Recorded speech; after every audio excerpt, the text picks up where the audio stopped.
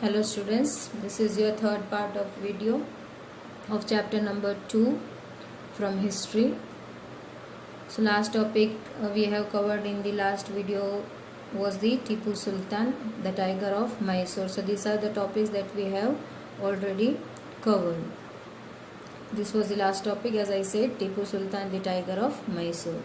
So what are the topics that we are going to cover in this videos are war with the Marathas, the claim to paramountcy, the doctrine of lapse, setting up the new administration, the company's army, and establishment of colonial power.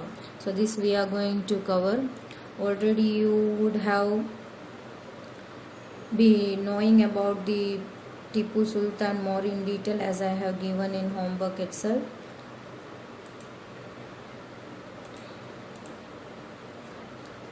So the first topic of this video is the war with Marathas. Since the late 18th century, the company wanted to destroy the Maratha power because they were considered as the powerful one. Their defeat in the Third Battle of Panipat in 1761, the Marathas' dream of ruling from Delhi was shattered. So once they were defeated by the Britishers in the Third Battle of Panipat, in which year 1761. So their dream was shattered to rule from Delhi itself, because that was the capital, that was the center of India, from where maximum rulers were ruling who had invaded India. So they were divided into many states after this defeat under different chiefs. So they were belonging to the various dynasties also. So they are like Scindias, Holkar, Gaikwad, and as well as Bhosle. They were held together in an alliances under Peshwa, the principal minister. So they all are together under one particular ruler or authority, you can say, as a Peshwa. The Marathas were subdued in a series of wars. So they were engaged. There were number of wars they have fought against the Britishers. So the first war ended in 1782 with the Treaty of Salbai, with neither side winning. So treaty means mutual agreement where they dropped the idea of war. So the first war, you can say, because the neither side has won, so they have signed a treaty. Means whatever the one powerful authority asks to the other kingdom, they have to give. In short, what amount of taxes and in what internal matter they can interfere, everything in mentioned in the treaty. So this is one kind of conquest only of the kingdom. So this was ended in 1782, that was First World War, with the Treaty of Salbai. The second war was fought, that was known as Anglo-Maratha War. So that was 1803 to 05, between these years, and resulted in the British gaining the Orissa and the territory north of Yamuna, including Agra and Delhi. So this much portion was being won by British. The third war was Anglo-Maratha War. So that was fought between 1817 to 19, and here the Maratha power was crushed. Again they were defeated. The Peshwa was removed and sent away to Bithur near Kanpur with a pension, because under Peshwa they were not able to win the wars. So he was removed and he was sent to the Bithur near Kanpur with a pension. So he could receive pension. The company get complete control over the territories that is south of the Vindhya. So almost all portion which was under the Marathas, that was won by the company. So that was the war with the Marathas. Now the claim to paramountcy. Now what is claim to paramountcy and what that word means? From early 19th century, the company pursued an aggressive policy of territorial expansion. Under Lord Hastings, a new policy of paramountcy was initiated, which claimed that the authority of the company was supreme. So, what does this paramountcy word means? The power, the authority of one particular group would be supreme. So, here whose power is considered as supreme? The company's power, because in the dynasties whose power is considered or whose authority is considered as supreme, the king's authority. But here they came up with a new policy that says that under this paramountcy, that says that company's power or authority would be supreme, though the ruler is ruling any of the dynasty. So to change anything, the authority would be in the hands of company. So this policy was initiated. It also said that in order to protect its interests, it was justified in annexing any Indian kingdom. So here the company were having all rights to annex any of the Indian kingdom. If they are interested, if they need to protect themselves, or if they need to protect any of the dynasty, so they can just annex or conquer any of the kingdom, Indian kingdom. So this is called as the claim of paramountcy. This policy was challenged by Rani Channamma of Kittur in Karnataka. So it was not unchallenged. It was challenged by Rani Channamma of Kittur in Karnataka through arms and led an anti-British resistant movement. So she fought against the Britishers for this policy, what was being initiated. She was later on arrested in 1824 and died in prison in 1829. The struggle continued. The struggle was carried on by the Rayana, poor Chowkidar of Sangoli in Kittur. Again, it was followed by a Chowkidar after the Rani's death in the prison. So still this war was continuing, this struggle was continuing.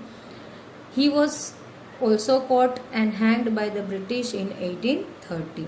So after the Rani Channamma of Kittur, later on Chowkidar was hanged by the Britishers, and he also died while fighting against the Britishers.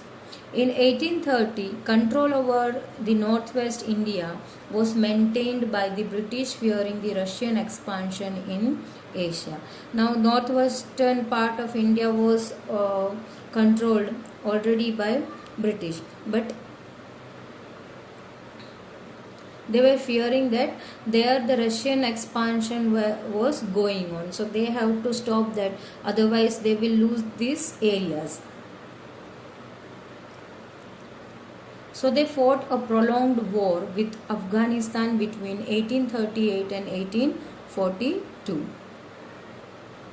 After fighting a long war, indirect company rule was imposed in Afghanistan. And directly they were not ruling, they were indirectly ruling. In short, you can say behalf of the company, someone is there to look after the regions or dynasties.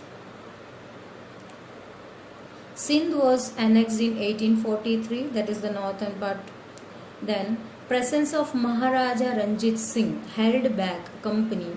After his death in 1839, two prolonged war was fought with the Sikh kingdom, and Punjab was annexed in 1849. So later on they were not able to extend their regions or extend their kingdom further, because there was Maharaja Ranjit Singh whose presence was fearing the company. So they set back because he was considered as the most powerful ruler of that region. But after his death, that was in 1839, two war was fought against the Sikh kingdom and later on Punjab was annexed in after decades, that is 1849. So after 10 years they got the charge of the Punjab.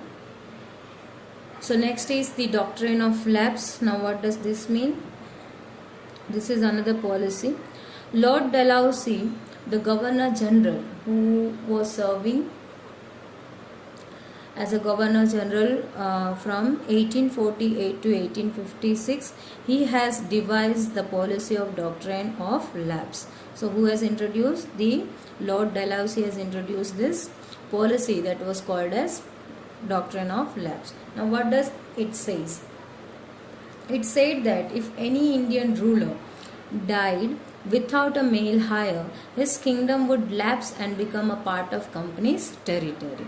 Already you are know that Hindu beliefs and their traditionals are like that, the next ruler of the throne would be the son of the ruler, that is the, and mainly to the eldest son this opportunity is given.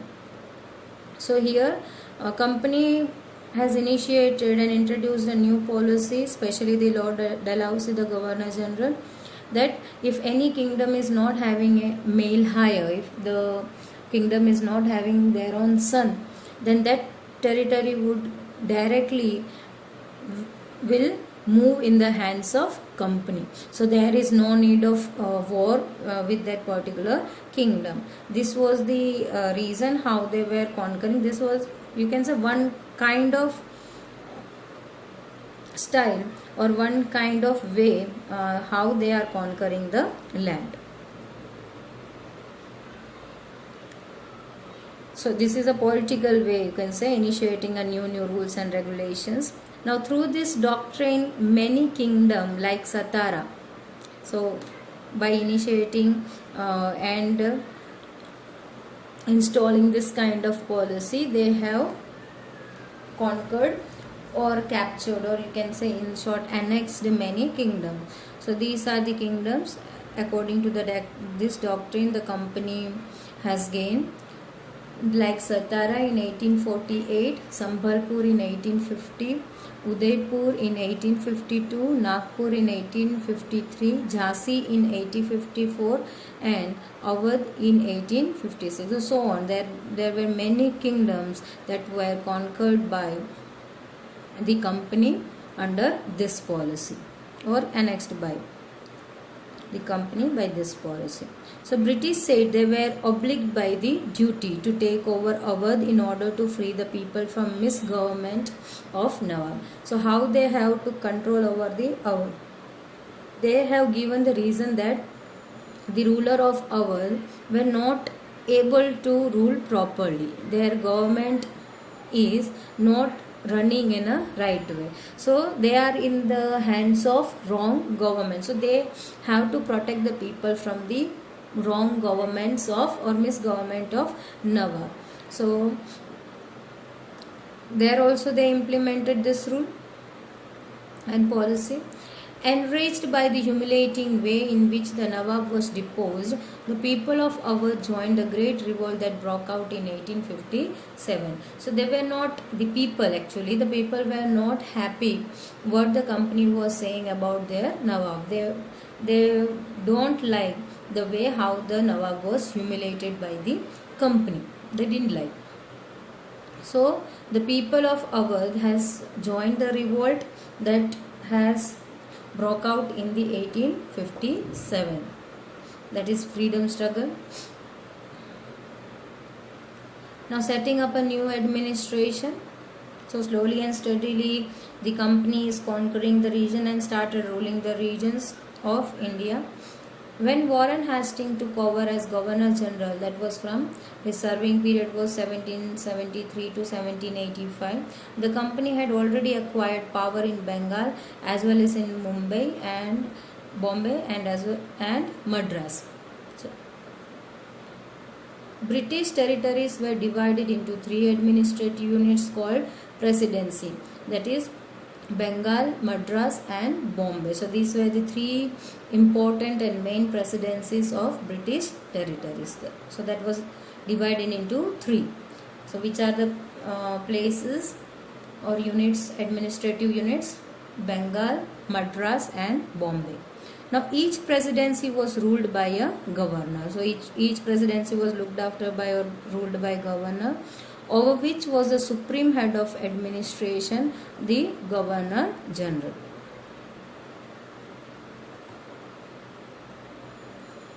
So Governor General was the supreme head.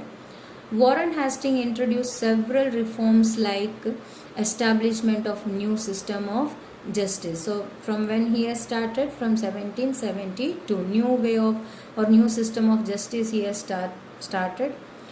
Each district have two courts, a criminal court that is called as Faujdari Adalat, and it is also having the another court that is called as civil court, that is again called as Diwani Adalat.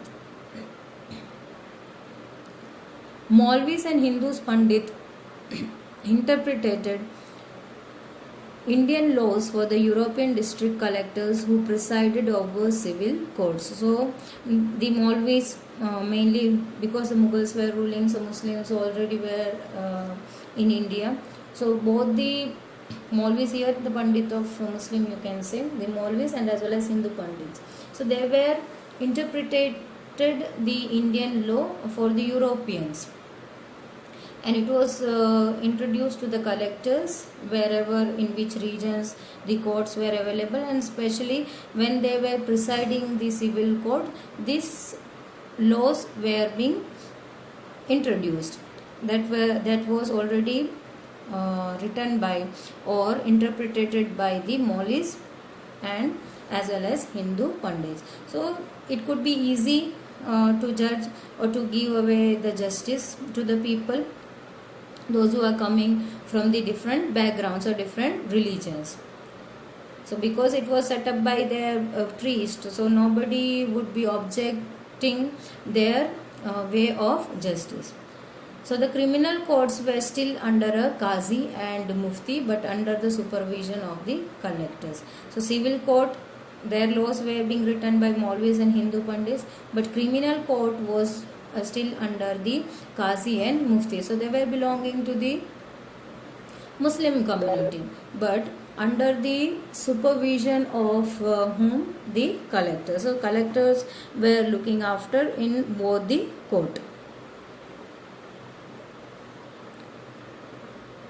A major problem was that Brahman Pandit gave different interpretation of local laws based on different schools of Dharma Shastra. So Brahman Pandit was interpreting the local laws according to the school of Dharma Shastra. So there were different laws for the different people. To bring the uniformity, in 1775, 11 Pandits were asked to compile a digest of Hindu law. So because there were number of laws and number of way that was being written up or interpreted, so to bring the uniformities, they chose the 11 Pandit to just discuss the laws what has been written in the Hindu laws, and to combine all that laws together and to make a set of rules and regulation that could be implemented to all Hindu together. So there is no need of different law for the different communities or different background people. N.B. Alhed translated this digest into English. So they were written in Sanskrit or Hindi. So later on it was being translated in English. So it could be also read by the Europeans. By 1778, a code of Muslim laws were compiled for the benefits of European Jews. So same was being done with the Muslims law also. Here also one compiled law was being composed, so it could be easily read out by the European judges. Under the Regulation Act of 1773, a new Supreme Court and Court of Appeal was being introduced. That is, Sardar Nizamat Adalat was set up at Calcutta.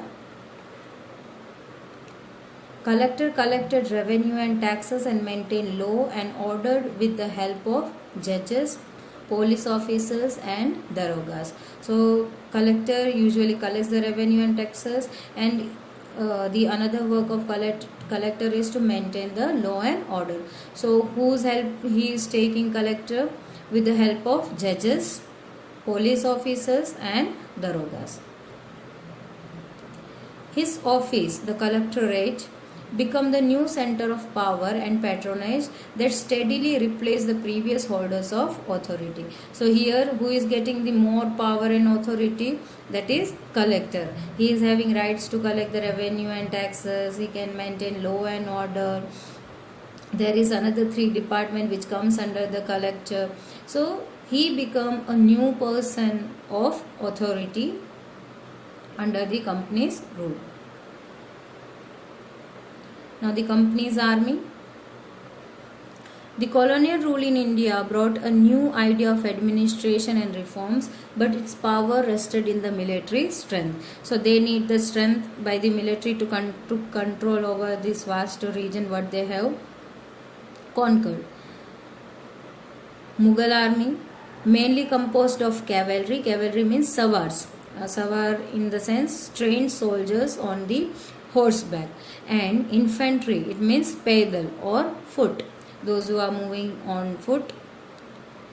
So 2 kind of Mughal armies they were having. Secondly, what military strength they are having? Soldiers were trained in archery, that is tirandasi, and use of sword. So they were learning the arrow and bow or tir, and they also learned the talwar, sword here, how to use this sword. The third strength or the army what they were having were the Mughal state like Awadh and Banaras started recruiting peasants into their armies and trained them as a professional soldiers. So local zamindar used to supply the Mughal with paidal soldiers. Already you have learnt this in 7th standard. The land is given to them as mansabdar and all, that you have learnt in 7th, so you might be knowing this. So Mughals states like Awadh and Banaras, so they were recruiting the peasants as soldiers for their armies, and they were training them as a professional soldiers. So who is the supplier of these soldiers? The local zamindar. Company also adopted the same method of recruiting peasants as sepoys. So they were recruiting the peasants, training them, and they were considering them as sepoys. So that sepoy is the another word or English version you can say, like the Nawabs say Nabobs become, the same way this is the English version of Sipahi.